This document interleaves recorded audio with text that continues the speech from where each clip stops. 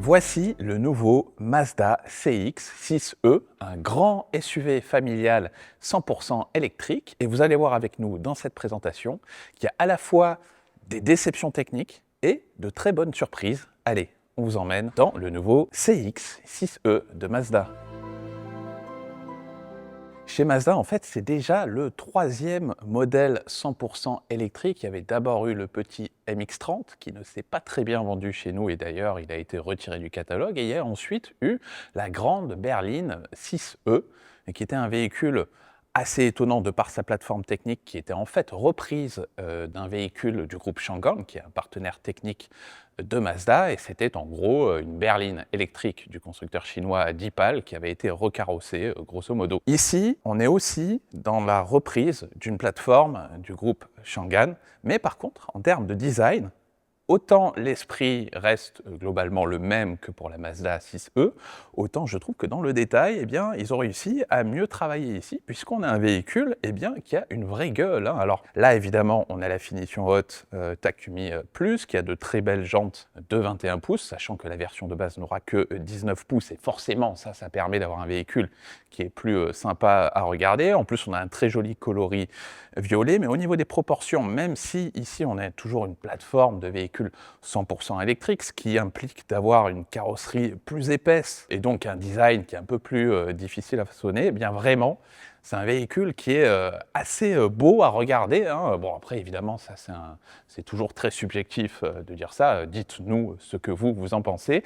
Et c'est aussi un gros véhicule, hein, 4,85 m de long, c'est-à-dire qu'il est un peu plus gros que des engins comme le Tesla modèle Y ou plus récemment, par exemple, le BMW iX3. Regardez, là aussi, sous cet angle, bon, bah, je trouve ça assez dynamique. Je trouve qu'il y a aussi un petit peu d'ADN Mazda, même si, on va le voir, la plateforme technique n'a rien à voir avec une Mazda de base. Mais voilà, sur le plan du style, il y a quand même un vrai travail de design, et c'est un véhicule qui ne ressemble pas trop aux autres. Et vous allez voir qu'aussi à l'intérieur, eh bien, c'est intéressant. Voilà donc l'intérieur de ce CX-6e de Mazda. Et là, tout de suite, ce qu'on remarque en premier, bah, c'est cet écran qui est gigantesque. Il fait plus de 26 pouces de taille. Alors, il est tellement grand que là, les boutons qui sont ici sur la droite de l'écran, je ne peux pas y accéder. Mais rassurez-vous, chez Mazda, ils sont quand même pas totalement débiles. Ça, ils l'ont gardé pour le passager, hein, parce que la partie du conducteur, elle est ici. Donc cet écran, il est en qualité 5K. Au niveau du logiciel, il faut savoir qu'il est basé sur un système Android Automotive, avec évidemment toute une interface qui a été repensée par Mazda. Le hardware de cette interface, elle est aussi chinoise d'origine Changan. Mais ce qu'on peut dire, en tout cas, c'est que tout l'habillage qui a été fait par Mazda autour de ces pièces de base qui proviennent de Changan, eh bien, il y a quand même du travail. Hein, parce que là, regardez, entre cette très belle finition en cuir violet, entre cette très belle qualité de finition aussi, surtout dans ce niveau de gamme, haut de gamme Takumi Plus, hein, évidemment, ça c'est pas de série, mais on a un environnement de bord qui est flatteur, qui est agréable au regard, qui est agréable au toucher aussi.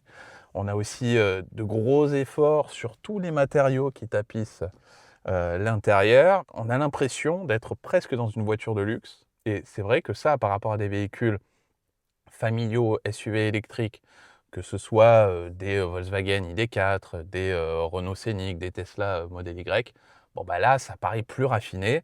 Il y a quand même un travail qui a été fait par Mazda pour différencier ce véhicule de tous ceux qui existent sur le marché, y compris bah, de ses cousins chinois. Ah oui, il y a aussi des rétroviseurs dont l'écran est projeté avec des caméras à l'extérieur. Alors ça, c'est 2 séries sur le niveau haut de gamme, et ce ne sera pas disponible sur l'entrée de gamme. Alors on a aussi des portières sans encadrement, et là aussi, même à l'arrière, il y a aussi de jolis efforts de finition.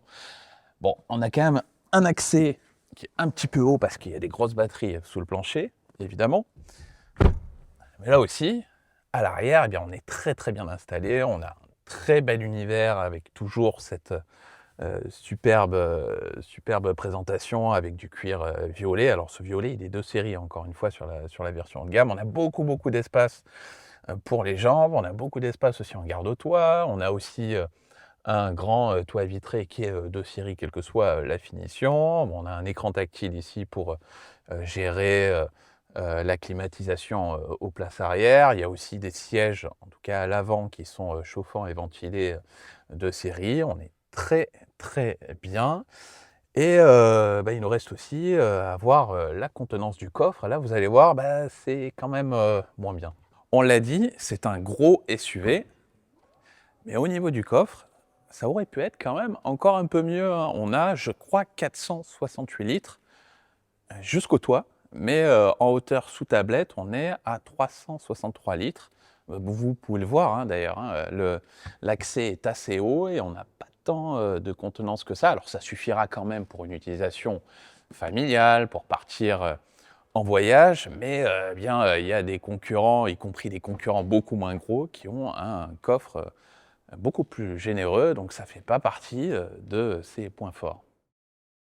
Et maintenant, on va parler de la technique. On l'a dit, la plateforme, les éléments de base qui constituent le châssis, le groupe motopropulseur de cette voiture sont très proches de la Mazda 6e, qui eux-mêmes sont très proches de certains modèles électriques de Changan en Chine. Mais il y a quand même des différences importantes, parce que là, on a un empattement qui est un peu plus gros par rapport à celui de la berline 6e. Et ça permet de faire rentrer ici une batterie de 78 kWh de capacité de type LFP, c'est-à-dire qui est un peu plus volumineuse que des batteries de type NMC.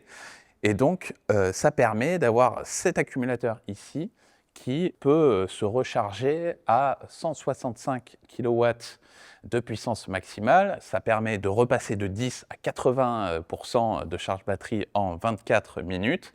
Et ça fait une grosse différence par rapport à la 6e, où vraiment on avait tous halluciné en découvrant la puissance de charge maximale des gros accumulateurs de 80 kWh qui plafonnait à 95 kW de puissance maximale, donc bon, c'était quand même un peu décevant. Là, on progresse.